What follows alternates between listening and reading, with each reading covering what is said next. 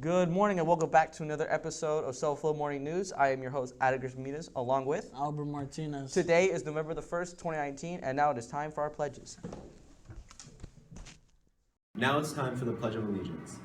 I pledge allegiance to the flag of the United States of America and to the republic for which it stands, one nation, under God, indivisible, with liberty and justice for all. Now it's time for the Texas Pledge. Honor the Texas flag. I pledge allegiance to the Texas, one state, under God, one and indivisible. Now it's time for the OWL Pledge. I will succeed in school with wisdom and with knowledge. I'll give 100%. I will go to college. I'll do whatever it takes, just like my parents do. I'll sweat the small stuff, just like my teachers do. I'll give no excuses each and every day. I'll close the achievement gap, working hard in every way. With my team and family, I give my OWL Pledge. I will succeed in school with wisdom and knowledge. Go Owls! Hoot hoot! Now it's time for the moment of silence.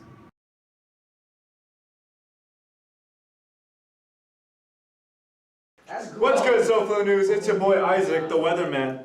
Back at it with the weather. As you can tell, it's pretty crazy. That's why this chair's up here.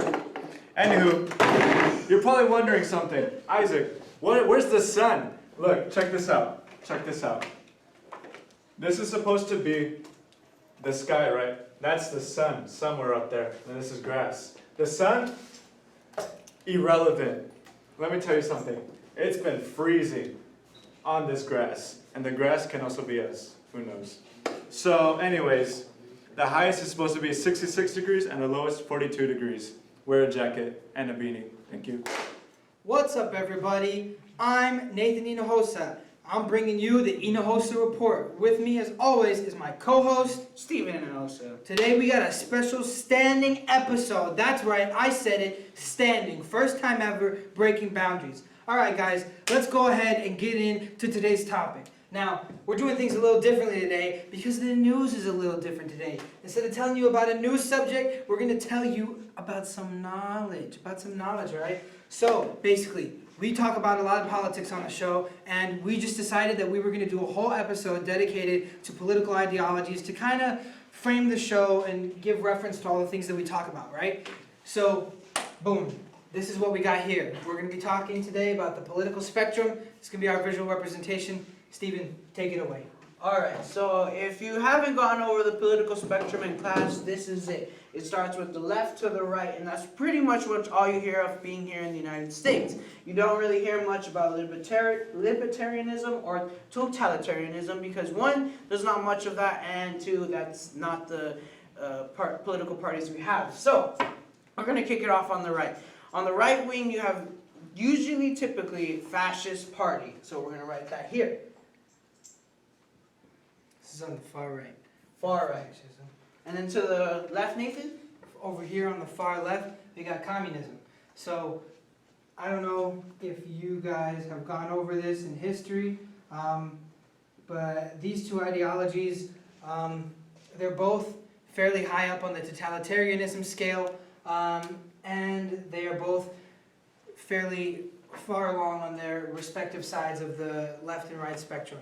So, one of the basic ways that we can explain it is that to the left side we have more, the social and political ideas are based more around the general public, you know, the people. For the people. For the people, that's what communism is. One goal, you work for the nation. Yes, so communism distributes wealth to everybody, right? Which is why it's very far on the left. However, fascism, on the other hand, gives power to those very, very few in like the top elite spectrums of society. Typically, one person maintains power and controls everything.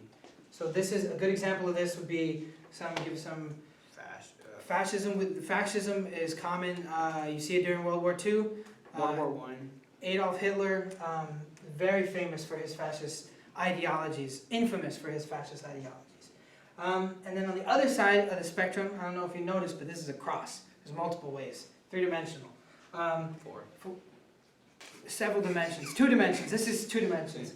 Totalitarianism and libertarianism. So libertarianism is essentially liberty. Liberty stands for free. libertarianism is complete freedom. If there were somebody all the way on the bottom of the libertarianism end of the scale, they would want complete freedom. And over here, down in the bottom, like somewhere in like the middle, this is where the typical term liberal is held. Somewhere kind of here in the middle and more towards the left. That's where that term, if you hear liberal, it may not always be directly talking about this ratio, but generally accepted throughout the United States, this is what it means. Stephen, why don't you go ahead and tell us what's going on right here in the center? Well, in the center we have Centrism. Centrism. Sorry for my inaccuracy. So in the centrism, it would be basically, it's kind of what's the word? It explains itself. They're right in the center. Self-explanatory. Yeah, self-explanatory. There you go. Thank you. So they don't go either way. They see some views that they see on the right. They see some views they might see on the left. For their freedom, they might want like all of their freedom, but then at the same time, there's still things that they wish that that the government would control on them. Yeah. So these are what you would call political moderates. Unfortunately, there's not that really many examples of big organizations or companies that practice this form of political ideologies and the things that they support.